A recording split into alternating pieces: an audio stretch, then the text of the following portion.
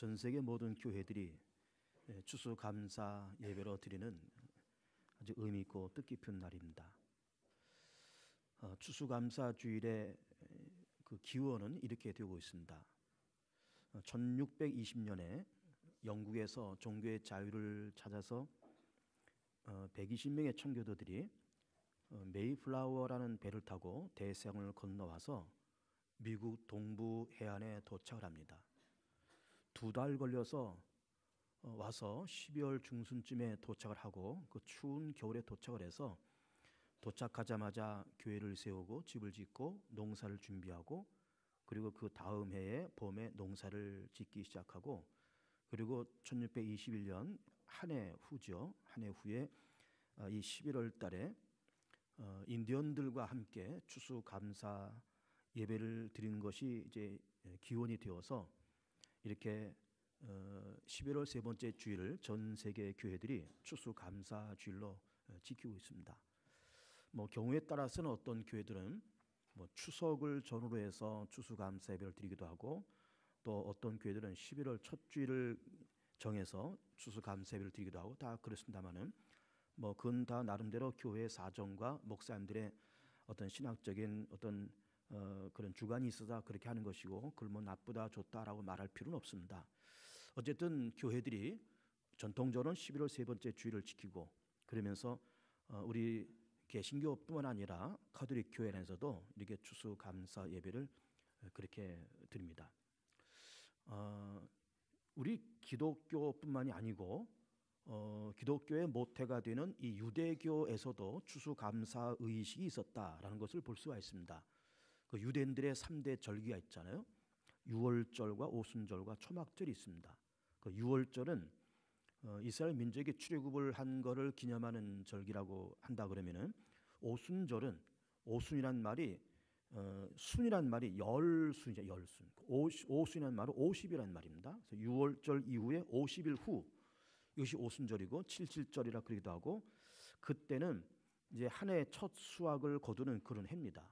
그런 절기입니다. 그래서 대략 이런 보리라든지 이런 거 이제 초여름이나 늦봄에 결실을 거두잖아요. 그래서 첫 수확을 거두는 그런 절기가 오순절이라 그런다 하면은 이 세 번째 절기는 초막절이라고 그러기도 하고 수장절이라 그러기도 하는 이 세 번째 절기가 있습니다.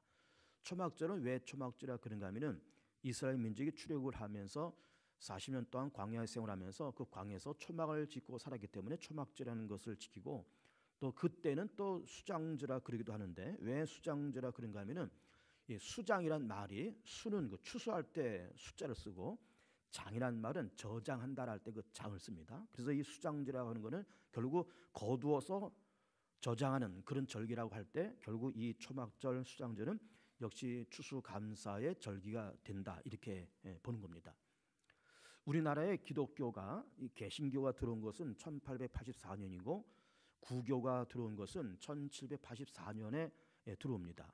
이 조선 중기 내지는 말기에 이렇게 기독교가 우리 이 조선 땅에 들어오게 되는데 그렇게 기독교 문화가 우리 조선 땅에 들어오기 전에도 우리나라에도 전통적으로 추수감사에 대한 의식이 있었다라는 것을 볼 수가 있습니다.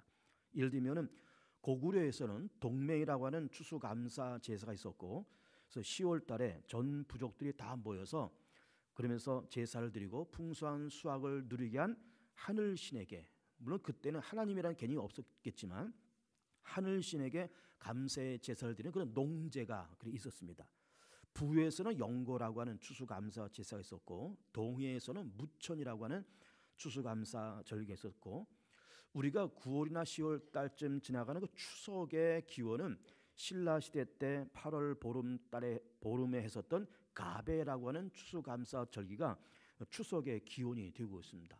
그래서 8월 보름에 이 신라에서 가배라는 절기를 지키면서 이제 풍성하게 모든 수확을 풍성하게 누리게 한 역시 하늘 신에게 감사하는 그런 절기가 신라 시대 때 가배였고 그것이 이제 우리가 지금 추석이라는 절기로 이렇게 바뀌었습니다. 결국 우리는 9월이나 10월 달에 드리는 이 추석이라는 절기도 결국 추수감사 의식이라 이렇게 볼 수가 있는 겁니다. 그렇게 하나님을 모르는 사람들에게도 하나님께서 그 마음속에 감사하는 마음을 집어넣어 주셨다라는 라고 하는 것이 참 신비롭다 이렇게 봅니다. 오늘은 추수감사절기를 지키면서 창세기 4장을 읽으면서 가인과 아벨에 대해서 생각한다 이런 제목의 설교를 드립니다. 최근에 제가 어떤 사람이나 어떤 사건을 들면서 그것을 생각한다라는 이런 시리즈로 설교를 쭉 하면서 추수감사절기와 유사한 어떤 사건이나 사람이 누가 있을까 이렇게 생각을 해보니까는 창세기에 나오는 가인과 아벨이 추수감사절기와 아주 유사한 사건이다라고 이렇게 보면서 창세기 4장에 있는 가인과 아벨 이야기를 보면서 가인과 아벨을 생각한다 이런 제목의 설교를 드리도 합니다. 가인과 아벨은 인류의 조상인 아담과 하와의 첫째 아들이고 둘째 아들이죠. 가인은 농사 짓는 사람이고 아벨은 양을 치는 사람이라서 어느 적절한 때에 똑같이 두 사람이 하나님 앞에 감사 제사를 드리는데 가인은 농산물을 가지고 제사를 드리고 아벨은 양의 첫 새끼와 기름을 가지고 제사를 드리는데 하나님께서 아벨의 제사는 받아주시고 가인의 제사는 받아주지 않으셨다는 겁니다.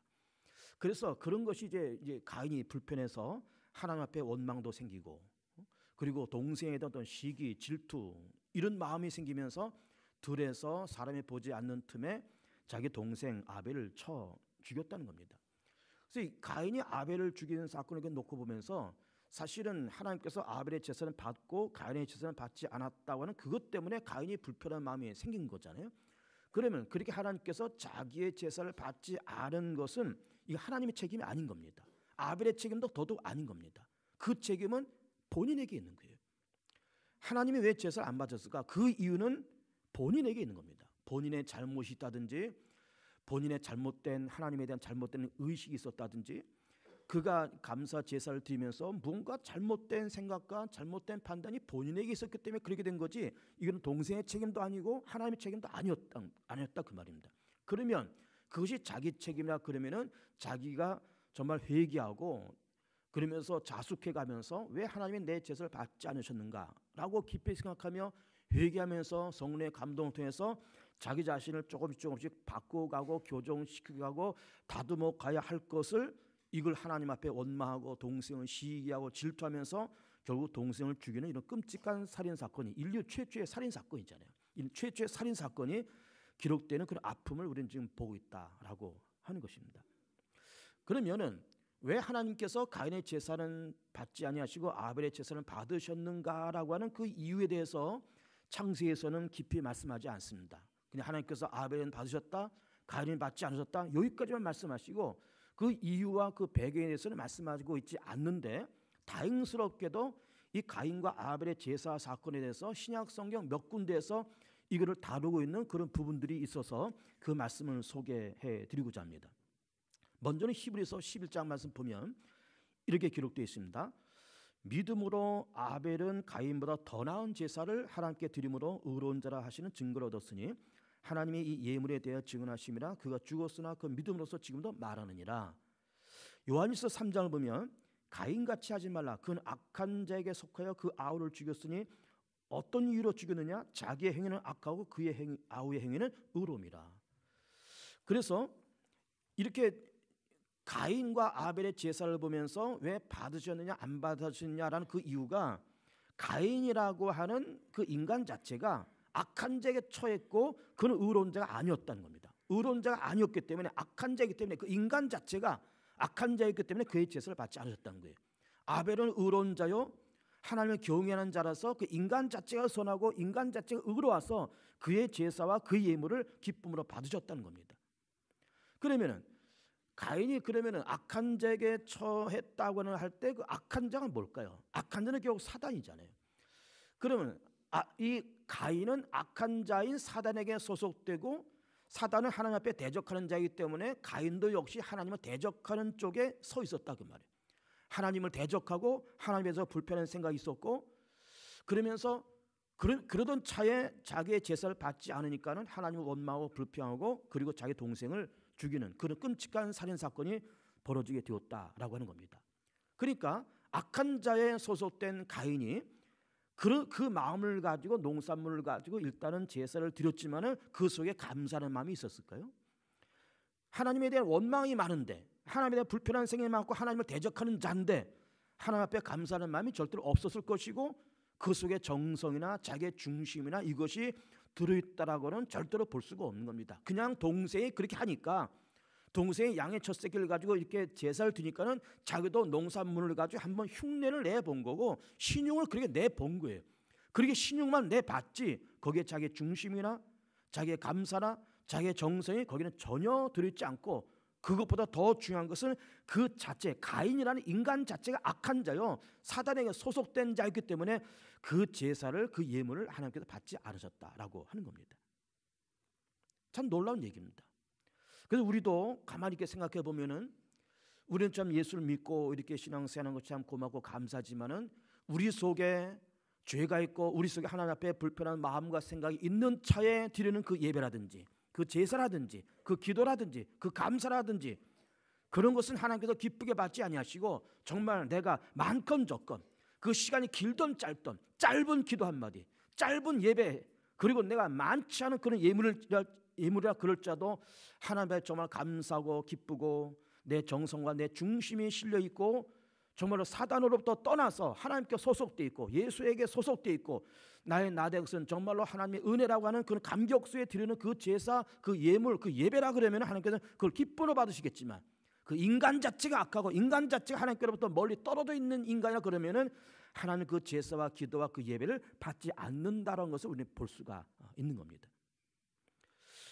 두 번째는 말씀을 가만히 보면은 지금 보신 것처럼 히브리서 11장에 보면은 믿음으로 아벨은 가인보다 더 나은 제사를 하나님께 드림으로 의로운 자라 하시는 증거를 얻었다. 그 다음 말씀이 의미가 있습니다. 하나님의 그 예물에 대하여 증언하십니다. 이 말씀이 뭘까? 하나님이 그 예물에 대해서 증언하신다는 거예요. 하나님께서 가인이 바친 그 농산물에 대해서 증언하시고 아벨이 바친 양의 첫 새끼와 기름을 보시면서 그것을 가지고 증언하신다는 거예요. 자, 그 예물을 보고 증언한다는 말을 한번 여러분 잘 생각해 보세요. 예를 들어서 어떤 사람이 A라는 사람이 있고 B라는 사람이 있는데 이 A가 B한테 뭔가 내가 이 사람에게 내 정성을 보이고 싶고 뭔가 감사하는 마음을 가지고 예물을 주고 싶은데 뭐 대단한 것도 아니고 그냥 흔한 양품점에서 한 2, 3천 원 주면 살 수 있는 작은 어떤 손수건 하나 샀다고 쳐보세요.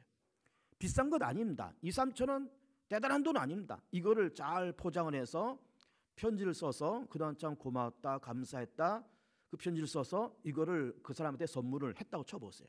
2, 3천 원짜리 비싼 것 아니지만 그 작은 예물에 대해서 하나님이 증언하신다라고 할 때 거기에는 주는 사람의 정성과 마음과 그 사람의 중심이 거기 실려 있는 거예요. 그런데 반대로 말해서 다른 A와 B라는 사람이 있는데 A가 B한테 한 1,000만 원짜리 어떤 예물을 줬다고 쳐보세요. 아니면 1,000만 원짜리 현금을 줬다고 쳐보세요. 2, 3천 원과 1,000만 원은 이거는 큰 차이잖아요. 그런데 1,000만 원을 줬는데 이거를 줄 때는 이 사람이 어떤 중심이나 정성을 통해서 준 것이 아니라 거기는 어떤 뇌물의 성격이 있다고 쳐보세요. 그러면 내가 당신한테 1,000만 원 줬으니까 나한테 분명히 반대급부를 줘야 된다. 내가 너한테 이렇게 했으니까 너는 분명히 나한테 이런 혜택과 이런 걸 너는 나한테 분명히 줘야 돼 하면서 그러면서 여기 어떤 반대급부가 들어가고 자기 욕심과 자기 사심이 들어가 있다 그러면은 하나님께서 그 예물에 대해서 증언하시면서 이거는 온전하고 이거는 정성된 예물이 아니라고 그렇게 증언하신다 그 말이에요. 그래서 가인이 바친 이 농산물은 이건 그냥 조금 전에 얘기한 것처럼 그 신용만 내는 예물이었습니다. 그 인간 자체가 악한 자고 사단에 속한 자고 사단은 하나님을 대적한 자이기 때문에 하나님을 대적하는 마음이 있었고 자기 동생이 이렇게 제사 드리니까 자기도 흉내 내면서 제사를 드리고 감사 예물을 드렸지만은 그거는 정말 신용만 내는 아무런 중심이나 어떤 감사하는 마음이나 어떤 정성도 없는 신용만 내는 그런 예물이었고 아벨이 드린 그 예물은 양의 첫 새끼라는 거예요. 여러분 양의 첫 새끼가 뭐가 그렇게 대단하겠습니까? 무슨 그렇게 비싸겠습니까? 등치는 크겠습니까? 첫 새끼가 뭐가 크겠습니까? 작은 양 한 마리 그리고 그 기름을 바치는데 거기는 아벨의 정성과 중심이 들어있으면서 하나님께서 그 예물에 대해서 증언하신다는 말씀이 비록 아벨이 바친 양의 첫 새끼는 적은 것이고 큰 것이 아니지만 거기는 아벨의 정성과 중심이 들어있고 가인이 바친 그 제사는 가인 자체가 악한 자요 그는 동생의 제물을 드니까는 신용만 내면서 드린 그 예물 자체도 그 인간 자체도 이거는 가치가 없는 것으로 그렇게 받으시면서 그 제사를 받지 않으셨다라고 하는 것입니다. 참 놀라운 얘기죠. 세 번째는 우리 오늘 추수감사를 드리면서 감사에 대한 이런 명제를 우리가 놓고 보면서 오늘 설교 가운데 이 말씀을 꼭 기억했으면 좋겠습니다. 우리는 세상을 듬성듬성 삽니다. 그런데 하나님은 우리의 삶을 쫙 하고 밀어주십니다. 듬성듬성이라는 이 말과 쫙이라는 말을 기억해 보세요. 성경에 나오는 말이 아닙니다. 성경에 무슨 쫙이라는 말이 나오겠습니까? 듬성듬성이라는 말이 나오겠습니까? 그런데 우리는 세상을 듬성듬성 살지만 하나님은 우리의 인생을 쫙 하고 밀어주십니다. 예를 들어 볼까요? 제가 개봉중학교 담임 목사지 않습니까? 그래서 저도 이제 목회 30년 이상 그렇게 목회를 해오지만은 그 전에 한 30여 년 전에 교육전사, 전임전사, 부목사, 담임 목사 이렇게 해오면서 저도 개봉중학교를 12년 차, 이제 얼마 있으면 벌써 13년 차 이렇게 지나가면서 나도 내가 지금 어떻게 목회를 하고 있는 거지 이렇게 생각해 볼 때 내가 그렇게 개봉중학교를 막 주도 면밀하게 정말 완벽하게 그렇게 인도는 못한 것 같습니다. 매주 주일이 다가오니까는 또 주보 쓰고 설교 준비하기 바쁘고 또 수요일 닥치니까 또 수요일 예배 설교 준비하기 바쁘고 금요일 오니까 또 금요일 또 설교 준비하기 바쁘고 신방할 때 여기저기 또 돌아다니고 이것저것 행정하고 그러면서 나는 개봉중학교 담임 목사를 하지만은 내 목회도 사실은 듬성듬성하는 거예요. 빈 구석이 너무 많습니다.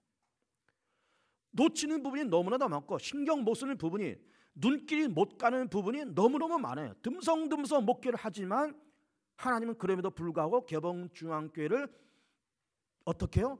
쫙 밀고 가고 있습니다. 이게 뭘까요? 이게 하나님의 은혜예요.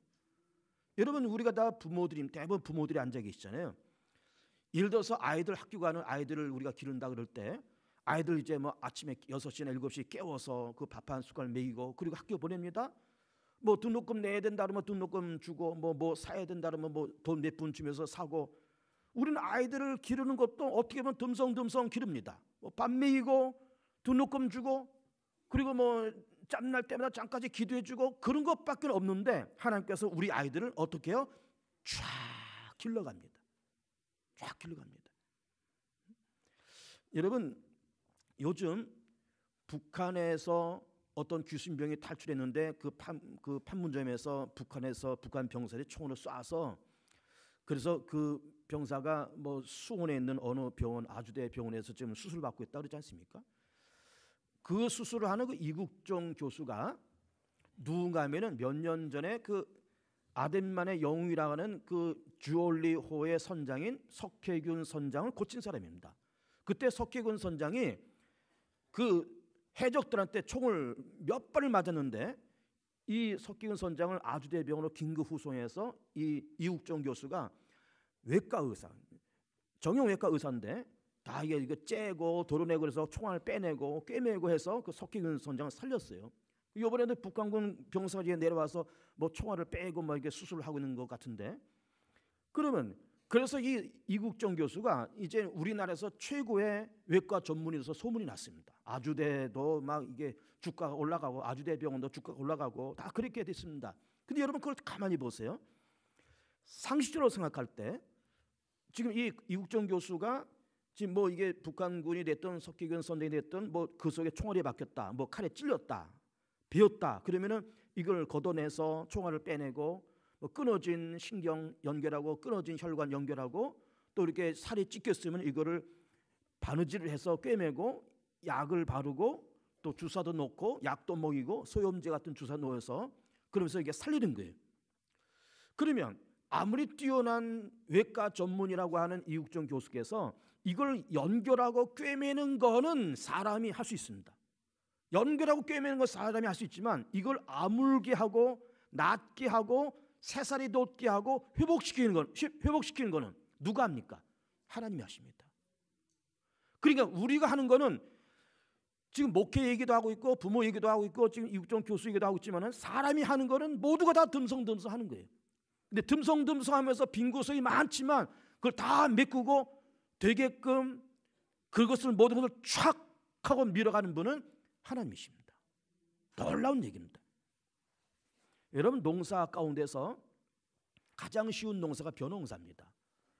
벼는 이게 4월 초에 물에 담갔다가, 벽실을 물에 담갔다가 이걸 모판을 만들어서 이제 5월 말이나 6월 초에 이양계대에 싣고 듬성듬성 이제 박아 나가면은 이게 뭐가 심어지는 거예요.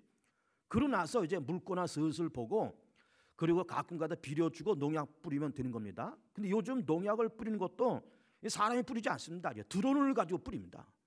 이거 이렇게 조종하면서 드론 가지고 농약도 뿌리고 비료도 그렇게 뿌리고, 그리고 이제 물고 슬슬 물이 너무 많으면 좀 빼주고 좀 적으면 좀 넣어주고 물고 본다는 거 아닙니까? 그래서 10월 달쯤에 추수도 뭐 그전에는 다 나스르게 베고 오늘 우리 찬송가도 뭐 나스를 기다린다 이런 말이 나오는데, 이제는 찬송가 가사도 콤바인을 기다린다 이렇게 가사가 바뀌어야 되는지 모르겠습니다. 콤바인 가지고 쭉 밀면 그냥 쏟아지고 비는 동시에 탈곡이 됐잖아요. 그래서 옆에서 차가 딱 싣고 이것도 딱 이제 말리면 그대로 이제 이걸 하면 그냥 쌀이 나오는 거예요. 그러니까는 요즘은 그렇게 농사가 아주 쉽고 그렇게 되어 있습니다. 그런데 결국은 벼농사를 조금 전에 얘기했지만은 사람이 모판 만들어서 이양기로 이거 심고 가끔 이게 물거나 봐주고 드론으로 이게 비료 뿌리고, 우리가 사람이 하는 거는 듬성듬성 하는 거예요. 모판 만들어서 심고 드론으로 이거 조종하고 다 듬성듬성 하지만은 하나님께서 이 모가 심어졌을 때 뿌리를 내리게 하시고 키가 자라게 하시고 벼가 패고 이게 누렇게 익어서 다 그 알곡이 꽉 차게 하는 거는 누가 하는 겁니까? 하나님의 성령이 하신 거예요. 우리는 듬성듬성하지만 그거를 꽉 차게 만들어 가시는 분은, 그 논농사를 쫙 하고 밀고 나가는 분은 하나님이십니다. 우리는 어떻게 한다고요? 우리는 듬성듬성. 그런데 하나님은 쫙 밀고 갑니다. 그래서 우리는 돌아볼 때 하나님 올해도 나는 듬성듬성 세상을 산 것 같은데, 그럼에도 불구하고 하나님은 이 11월 중순까지 우리의 인생을 쫙 하고 밀고 와서 오늘의 우리가 존재함을 믿으면서 감사하는 우리 성도들 되길 바랍니다. 마지막 네 번째로는 감사를 표현할 줄 알면 사람이 품격이 높아 보입니다. 누군가가 나한테 미안한 짓을 했어요. 근데 미안한 짓을 했으면 나한테 찾아와서, 아니면 지나가는 길에 참 이렇게 해서 참 미안했다 말 한마디 하면은 내가 다 용서되고 다 툴툴 털어버리고 새롭게 출발하고 그 사람과 인간관계도 좋게 가질 수 있는데, 미안한 짓도 잔뜩 해놓고 오며 가며 그냥 쓱 쳐다보고 지나가고 쓱 쳐다보고 지나가면은 그 마음이 그렇게 썩 즐겁지가 않은 겁니다. 고마운 것도 그렇습니다. 내가 이 사람을 사랑하고 그 가정을 위해서 기도하고 그랬으면 지나가는 길에 목사님 참 고마웠습니다 한마디 하면 좋을 거를 쓱 쳐다보고 지나고 쓱 쳐다보고 지나가면은 그냥 그런 사람이로구나 이렇게 생각되고, 참 말 한마디라도 참 고마웠다 감사했다 얘기하면은 사람의 품격이 달라 보입니다. 야, 사람이 그래도 격을 아는구나, 예의를 아는구나. 오늘 우리는 추수감사주일입니다. 하나님 앞에 쓱 쳐다보고 지나가지 마시고 좀 하나님, 올 한 해 나는 정말 듬성듬성 세상을 살았는데 하나님은 내 인생을, 우리 가정을 어떻게 쫙 밀어주셔서 참 감사합니다 이렇게 고백하고, 추수감사주일날 쓱 쳐다보고 지나가지 마시고 정말 마음으로, 물질로, 내 찬양으로, 예배로 정말 감사를 표현할 수 있는 복된 여러분들 되시기를 축복을 드립니다. 짧게 우리 1분 동안